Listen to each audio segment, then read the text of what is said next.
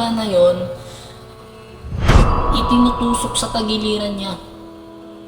Tinutusok sa tagiliran niya. Habang tinutusok sa tagiliran niya, para siyang sinasaksak. Alam mo yun, para siyang pinapa. Habang tinutusok sa kanya ng gano'n, pinapump yun. Pinapump siya. Parang ganitong senaryo. Sa tagiliran ng patay, ng bangkay, nakatusok yun. Tapos ginaganyan siya, tapos pinapump. Tapos lumalabas yung dugo. So habang kinakwento ko talaga, nininervyos talaga ako. So kailangan ko uminom talaga ng tubig. Billahi minasyaitonirrajim. Bismillahirrahmanirrahim. Alhamdulillahi rabbil alamin. Assalamualaikum warahmatullahi wabarakatuh. Mga kapatid sa Islam, ang pag-uusapan natin ngayon base sa aking itinanong, bakit sa Islam o tayong mga Muslim ay hindi ibinuburol pagkatapos agad tayong nililibing, no? So, sa madaling salita, ang pag-uusapan natin ngayon ay ang patungkol sa patay.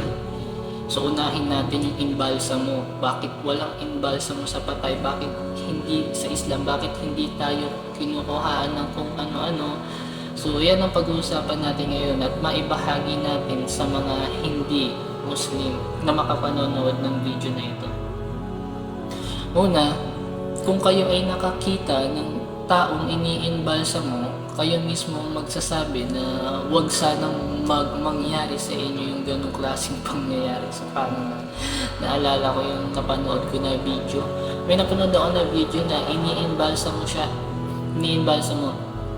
No? So, ang nangyari doon, siya ay kinukuhaan ng dugo. Yung napanood ko, introduction pa lang yun ha. So, kinukuhaan ng dugo. So, iba ang pagkuha ng dugo sa buhay at iba ang pagkuha ng dugo sa patay. So, kasi kung kayo naranasan nyo na kinonfine kayo, di ba? Kinonfine na kung sino dito na-admit sa ospital. Tapos, kinukuhaan ng dugo. Dito, di ba? Tinuturukan dito. Tapos, dito kinukuha yung dugo. So, yung sa napanood ko, iba. Subhanallah. Nakakatakot. Kung napapansin nyo, ito ang bangkay, babae. Tapos, ang nag-i-imbalsamo sa kanya ay ang lalaki. Subhanallah. So, sa madaling salita, hindi niya na makaano-ano yun. So, yung bangkay, nakahiga siya. Tapos, yung imbalsamador, mayroong hawak na mahaba. Habang kinukwento ko, ninenervyos ako.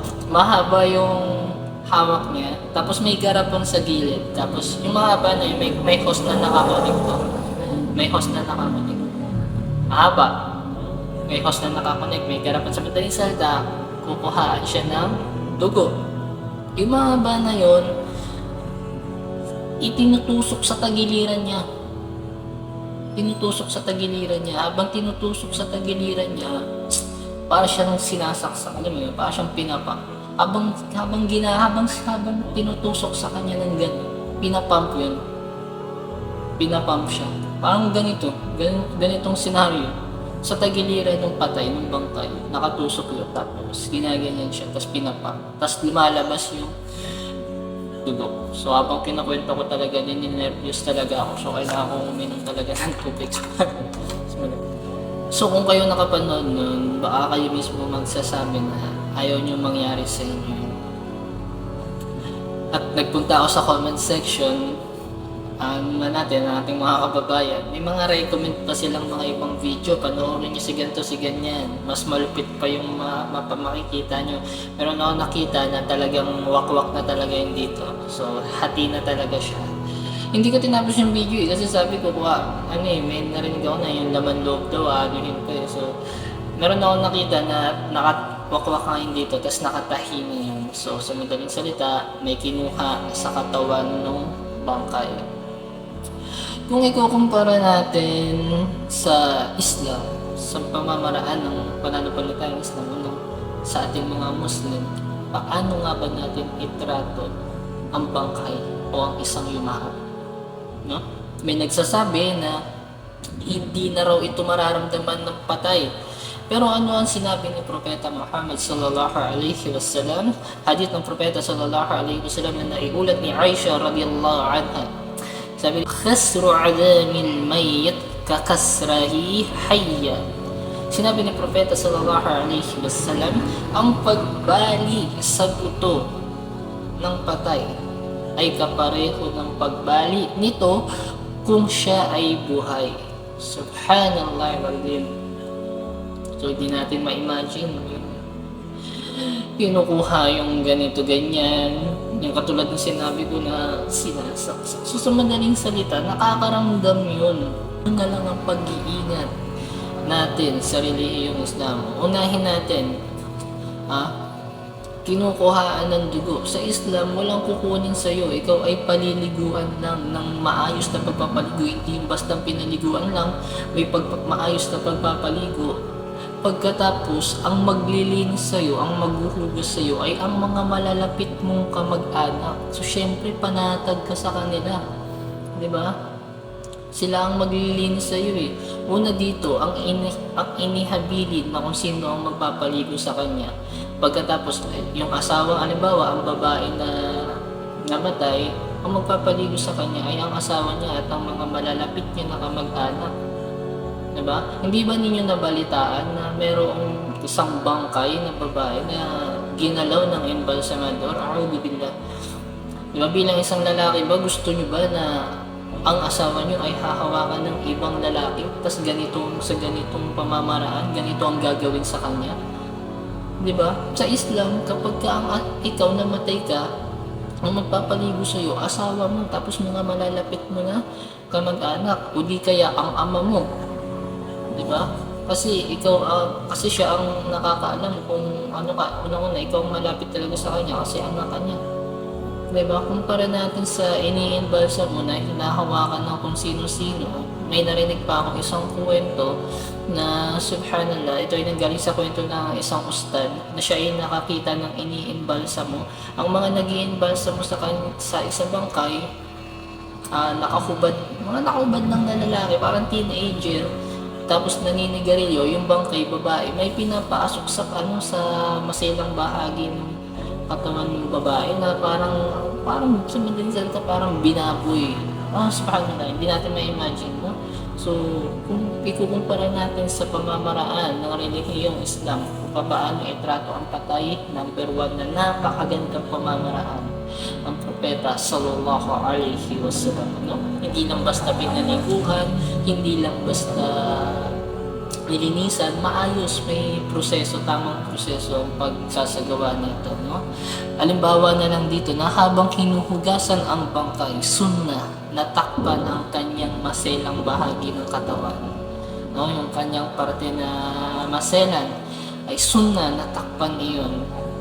Pagkatapos ay huhubarin ang kanyang kasuotan dahil siya ay nasa hindi maayos na kalagayan. O diba? Napakaganda ng pamamaraan sa Islam. Walang aalisin sa'yo, walang ituturok sa'yo. Lalong cremation, hindi pinahintulutan sa Islam. Bawal yun. Katulad ng sinabi sa hadith ng Propeta sallallahu alaihi wasallam, khasru adamil mayyit kakasrihi hayya. Ang pagbali ng buto ng patay ay kahalintulad ng pagbali mo nito kung siya nga ay buhay. So pagkatapos nun, iaangat ang kanyang ulo sa posisyon na malapit sa pag-upo. Pagkatapos hahagurin yung tiyan niya. Hahagurin yung tiyan niya upang may lumabas na mga dumi sa kanya. Pagkatapos, habang ginagawa yun, nakaupo siya, yung pwesto na malapit sa pag-upo. Tapos hahagurin yung tiyan niya para lumabas yung mga dumi.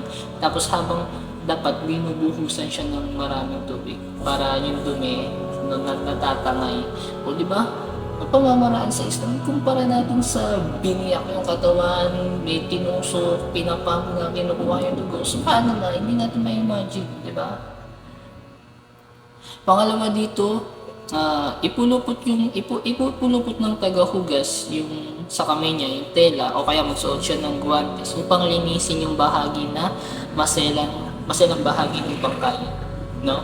Lilinisin niya yun, pupulupot niya yung tela sa kamay niya or magsusuot siya ng guwantes, tapos lilinisin niya yun. Sa paanong paraan niya lilinisin na hindi niya tinitignan or hinahawakan, diba? No? Kahit patay na, hindi mo pwedeng hawakan or basta-basta lang anuhin yun, di ba? So, kung ikukumpara natin, kaya bakit sa Islam walang imbalsamo, bakit hindi dinadala sa punerarya, hindi binubura? Una, kapag kaburol na, diyan na lumalabas yung mga bawal na gawain, katulad ng pagsusugal, pag-iinom ng alak, dito lumalabas yung mga iyak na hindi maintindihan, lumalabas yung anak sa anak kay ganito, anak kay ganyan, di ba?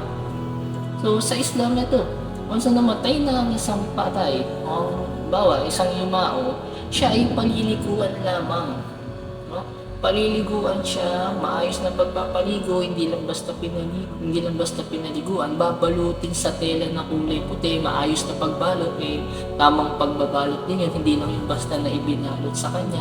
Pagkatapos papabanguhan, pagkatapos ililibing sa maayos na pamamaraan. Bakit? Yung iba tinatanong, bakit walang kabaong, bakit nasa tela? Kung titignan natin, halimbawa na lamang dito, ang magandang halimbawa sa palabas ni Jesus Christ, ni Isa alayhi salam, propeta ni Allah. Nung siya ay namatay sa palabas doon sa movie, nung siya ay namatay, nung ibinaba siya ay binalot lang din sa telang puti. 'Di ba? So, hindi ba't nalalapit ang turo ng Islam, pamamaraan ng Islam sa mga naunang tao, katulad nga ni Isa alayhi salam, ni Jesus, na Yeso Cristo, di ba? So, ayun yung ang isa sa mga kasagutan natin, ipaghambing natin, anong gusto mong gawin sa bangkay mo? May kinukuha sa'yo? May kinukuha sa na laman loob sa'yo? Yung iba nga, binibenta pa, pinag-aaralan ng mga nag-aaral ng medisina. Di ba? Wawak-wakin yung dito, may kukunit sa loob ng katawan mo. Yung katulad ng binanggit ko kanina na sinasaksak, pinapump yung dugo. O dito sa Islam, pagkumpara natin na pinaliguan, maayos na pinaliguan, nilinisan, binalot sa puting tela, ang humawak sa iyo ay ang mga malalapit mo na kamag-anak, kumpara natin doon na ibang tao ang humawak sa iyo. Subhanallah wa ta'ala. No? Kaya ako nung napanood ko yung video, sabi ko, alhamdulillah, na isa ako sa mga Muslim na pinagbabayan ni Allah subhanahu wa ta'ala. Diba? Yung sinasabi nila na ito daw ay hindi na nararamdaman ng patay, sinabi ng Propeta Muhammad sallallahu alaihi wasallam, khasru adamil mayyit ka kasrihi hayya. Ang pagbali ng buto sa patay ay kapareho ng pagbali nito kung siya nga ay buhay.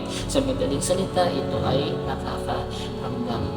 Kung kaya ng sikmura nyo na manood ng mga ganitong klaseng video na iniimbalsam mo, tignan nyo. No? Tignan nyo kung paano ginagawa.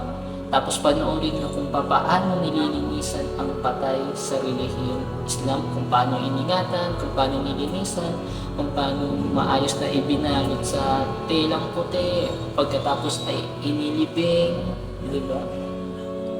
So, ito, ipagkumpara nyo, kayo na ang bahala na magtimbang kung ano ang mas mainam, pamamaraan ng mga naunang propeta o pamamaraan na nakagisnan na lang ngayon, di ba? So, kayo na ang bahala na kamusta. Barakallahu fikum, jazakallahu khairan, sallallahu alaihi wa sallam, Muhammadin wa ala alihi wa sahbihi ajma'in. Assalamu alaikum wa rahmatullahi wa barakatuh.